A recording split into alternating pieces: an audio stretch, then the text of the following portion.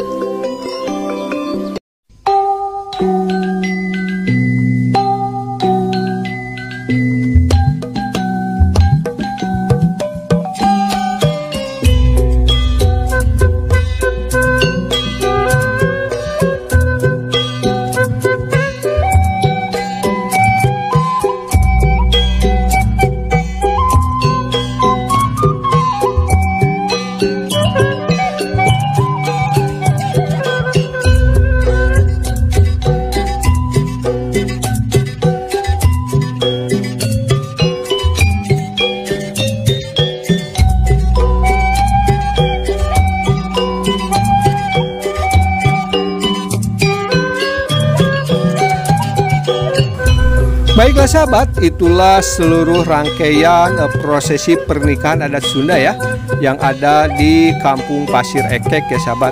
Dan juga pemandangannya yang begitu indah ya, yang ada di perkampungan Sunda ya. Semoga terhibur dan bermanfaat ya sahabat. Tetap semangat dan juga semangat ya untuk menjalankan ibadah puasanya sahabat. Wassalamualaikum warahmatullahi wabarakatuh.